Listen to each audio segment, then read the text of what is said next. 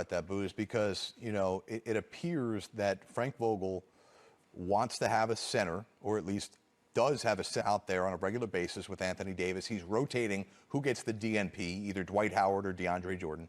And if there's a center on the court, that clogs up the middle for Russell Westbrook, and you can't make Russell Westbrook just stand in the corner and shoot threes because we know he's not a good shooter. So how do they maximize the pieces they brought in when a lot of us, Grant said, just don't seem to almost be hypocritical of one another? Yeah, it's tough. I mean, offensively, it's tough. I think the ball needs to be in LeBron's hands more. He's going to end up being what Grant Hill was, like a point forward. I think he needs to be that more for this team and let Russ play off the ball almost, put him in positions to be successful. Russ is a good decision maker at times. Early this season, they're having some tough times of getting the right pace, the ball in the right place at the right time. And G, to your point, they don't have like a Caldwell Pope that's going to just focus on lockdown. Dwight was a really good defender, you know, a few years back. I feel like offensively the ball's got to be in LeBron's hands, and he's got to make the plays for everybody. It's crazy right now, and all the chatter, you know, on Twitter the last couple of days has been about the decision they made to not retain Alex Caruso. And we never, listen, from a national standpoint, looked at the phenomenon that was Alex Caruso in L.A., and we kind of chuckled at it. He was a superstar in L.A. Every time he checked into the game, fans stood up and cheered for him. And now we see in Chicago, he's among the league leaders in steals, and he's exactly what the Lakers are missing. He is. I mean, he brings energy off the bench. Obviously, he started at times for the Lakers.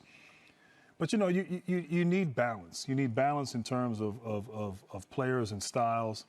You know, a coach once said, don't have that mix. He's a guy who, you know, was blue-collar, played defense, hit shots when he was open, understood who he was and what his role, and starred in his role. Right. And he's actually taken a step even further now, I think, with his incredible play in Chicago. But, yeah, they don't have that in their locker room.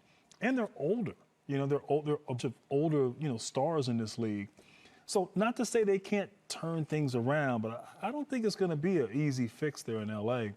And I wouldn't be surprised if, you know, we'll see what happens. But the trade deadline, right, if something may happen between now and then, you know, they need some shooting, they need some defenders, perimeter on the wings, and they need to get a little younger, in my opinion.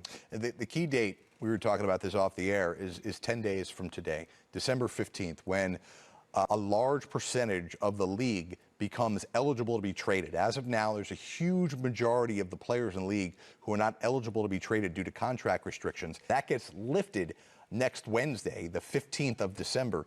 And you have to imagine a team like the Lakers, it's not going to be easy, but Rob Pelinka is going to earn his salary looking to make even the smallest little adjustments. Yeah, it's championship or bust in L.A., like Grant said. Their expectations are championships, especially when you got LeBron James and Anthony Davis. It's championships or bust. So they may have to make a small tweak. To your point, that deadline opens up more options for them, for Rob to look at, and maybe make a little tweak for that team.